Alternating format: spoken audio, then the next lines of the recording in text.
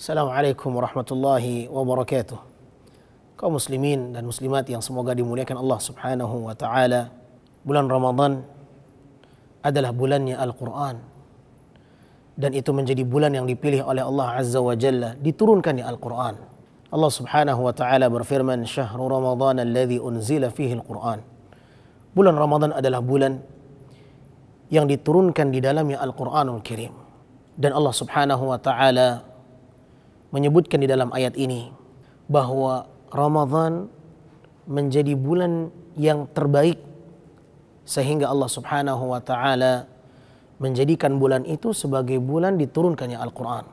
Namun yang perlu menjadi satu hal yang perlu kita perhatikan, ketika Allah subhanahu wa ta'ala menurunkan Al-Quranul Karim, apa maksud dan tujuan diturunkannya Al-Quran?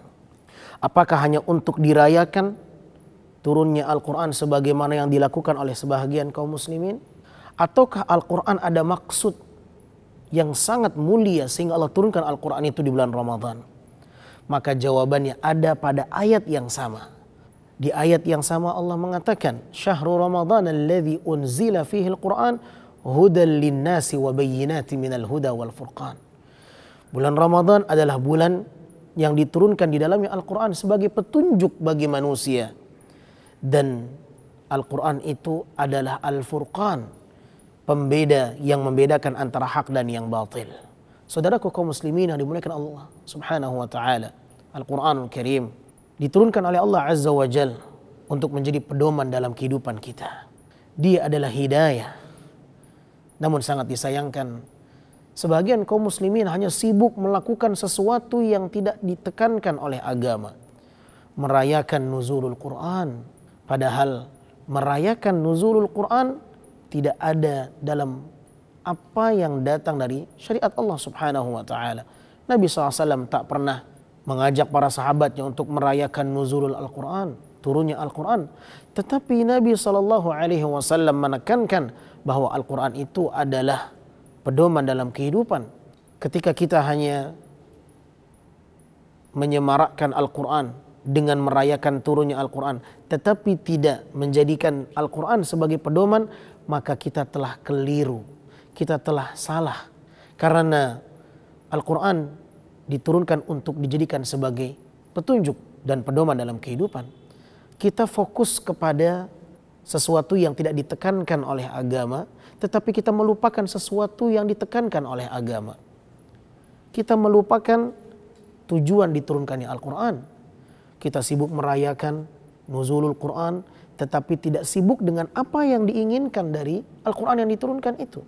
Seharusnya kita lebih sibuk kepada maksud dan tujuan Al-Quran diturunkan, yaitu menjadikannya sebagai pedoman, mempelajarinya, membacanya, dan bukan hanya sebatas menyemarakkan dari sisi memperingati, tetapi lupa dengan mengkaji dan membahas, memahami maksud apa isi dan kandungan Al-Quran itu sendiri. Oleh karenanya, kembalilah kepada ayat Al-Quranul Karim. Apa sebenarnya maksud Allah menurunkan Al-Quran itu sendiri? Maka apabila kita hanya sibuk meramaikan peringatan nuzul Quran, maka rubahlah kebiasaan itu menjadi apa yang Allah tekankan dalam ayat yang Allah sebutkan tentang turunnya Al-Quran itu sendiri. Syahrul Ramadan alladhi unzila fihi Al-Quran hudan linnasi wa bayyinati minal huda wal furqan. Tujuan Al-Quran diturunkan adalah sebagai petunjuk dan hidayah bagi manusia. Dan tidak akan bisa kita mengambil petunjuk kalau kita hanya sebatas memperingati nuzul Quran saja.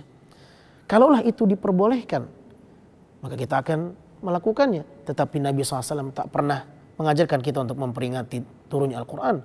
Tetapi sibuklah kita kepada memahami Al-Quran itu sendiri. Karena dengan mempelajarinya lah kita bisa mengambil Al-Quran sebagai petunjuk. Karena yang banyak terjadi, mereka tak mengerti arti dan tujuan Al-Quran. Sehingga banyak hal-hal yang menyimpang dari Al-Quran. Yang seharusnya Al-Quran mengharamkan ini, mereka justru menghalalkannya. Yang seharusnya Al-Quran menghalalkan, justru mereka mengharamkannya. Kenapa? Karena mereka hanya sibuk menjadikan Al-Quran sebagai hiasan-hiasan dinding, kaligrafi, memperingati, tetapi mereka tidak sibuk mempelajari Al-Quran dan maksud dan tujuannya. Maka hendaklah kita mempelajari Al-Quran, memperbaiki dan membenahi diri dengan betul-betul mengambil Al-Quran sebagai pedoman, sebagai petunjuk yang bisa membedakan antara baik dan yang benar. Semoga bermanfaat. Sallallahu wasallam ala nabiyina Muhammadin wa ala alihi wa sahbihi wasallam. Assalamualaikum warahmatullahi wabarakatuh.